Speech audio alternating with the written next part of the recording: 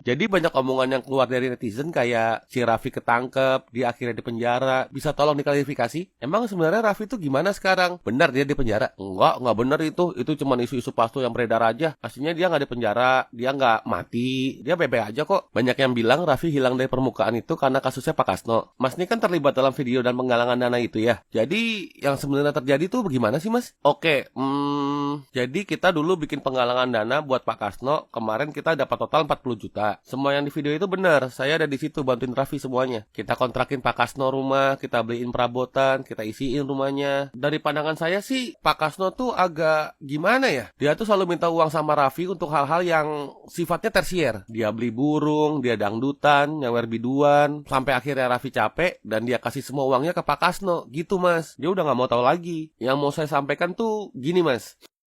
Raffi itu orang baik. Dia nggak bawa kabur uangnya Mas. Kalau kita pikir secara logika aja ya, uang segitu buat dia tuh kecil. Kita kerjasama dengan brand-brand gede. Raffi itu orang kaya Mas. Kalau dibilang dia bawa kabur uang itu aneh banget menurut saya. Seenggaknya itu yang ada di hati saya. Raffi nggak mungkin bawa kabur uang itu. Saya nggak tahu yang benar yang mana, tapi saya yakin dia orang baik. Dia nggak butuh uang itu. Dia nggak mungkin bawa kabur. Dia ngebelain gue. Dari semua orang yang sekarang benci sama gue, dia speak up ngebelain gue. Waktu gue ngelihat dia di situ, dada gue langsung dep gitu bang. Gue merasa kayak balik hidup lagi gue. Dia tuh saksiin semuanya bang. Kita cari kontrakan bareng, kita belanjain barang-barang, kita rapin rumahnya. Dia lihat semuanya. Orang yang bikin dokumenter itu dan Ardi, gue bisa bilang mereka udah nyelamatin nyawa gue. Kalau bukan karena dokumenter itu, gue juga nggak tahu apa yang bakal terjadi sama hidup gue. Di situ gue baru bisa yakin, gue punya kesempatan. Sekarang saatnya gue lawan balik. Buat lo yang punya akun itu, gue tahu nama lo siapa. Gue bener-bener gak ngerti tujuan lo tuh apa sebenarnya. Lo gak pernah tanya gue, gak pernah minta dari sisi gue. Lo cuma dengerin apa kata Pak Kasno dan lo upload gitu aja. Lo sadar gak sih apa yang lo perbuat ke gue? Lo hancurin reputasi gue, lo hancurin karir gue, lo hancurin hidup gue. Gak tahu, mungkin lo juga gak peduli sih. Jadi ahli hukum gue bakal kirim lo surat somasi. Lo baca dan silakan gue mau tahu respon lo. Buat Pak Kasno, saya ngerti Pak, Bapak mau hidup yang lebih baik. Itu yang saya mau juga buat Bapak.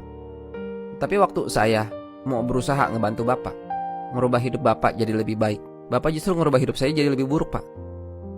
Pengkhianatan yang Bapak lakuin tuh, ngerubah hidup seseorang selama-lamanya. Saya berharap Bapak muncul lagi. Tapi kali ini, tolong cerita yang jujur Pak. Lo tau gak sih bang, Allah tuh ngasih kita hadiah default. Hadiah yang dikasih sama Allah dari awal kita lahir. Itu harga diri. Itu makanya kenapa kita punya nilai di mata orang, gak direndahin sama orang. Allah kan sayang sama kita ya. Allah tuh gak mau kita direndahin sama orang. Makanya Allah kasih kita harga diri gitu maksudnya. Jadi udah sepantasnya kita jaga nih pemberian penting dari Allah ini gitu. Nah ironi aja, kita udah dikasih harga diri sama Allah, terus kita naruh harga. Fakta bang, gak bisa ketolak itu. Waktu kita minta sama orang, nadah tangan sama orang, mau karena kita serakah ataupun karena memang butuh karena lagi susah, harga diri kita pasti turun. Itu fakta bang, gak bisa lo tolak. Serakah itu boleh bang, tapi kalau serakahnya sama Allah. Karena Allah pasti punya ribuan atau jutaan cara terbaik buat ngasih yang kita minta tanpa harus nurunin harga diri kita. Lewat usaha kita berkembang, lewat karir kita melonjak, banyak lah. Tapi kalau kita serakahnya sama manusia, Allah tuh senang loh bang kalau kita serakah sama dia. Lu jawab gue deh, Allah maha kaya kan? Iya. Allah ngejawab semua doa? Iya. Kita minta berapapun juga gak akan ngurangin sedikit pun dari Allah, bener gak? Iya. Terus kenapa kita gak minta? Kita minta, kenapa mintanya dikit? Kenapa kita mintanya sama manusia? Bayangin gini bang, Allah ini udah pegang duit nih buat dikasih ke kita gitu. Duitnya udah ada nih, kita tinggal minta doang sebenarnya mah. Tahu-tahu kita minta sama yang selain Allah.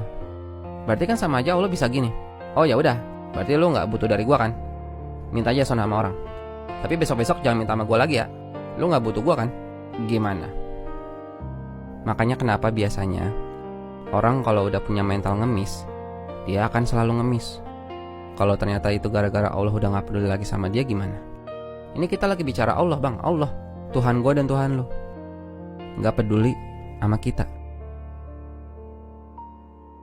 Dan buat kalian yang nonton, video ini tujuannya bukan untuk menjatuhkan Pak Kasno ya.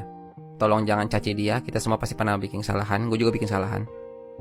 Tapi sebaik-baiknya orang yang bikin kesalahan, itu adalah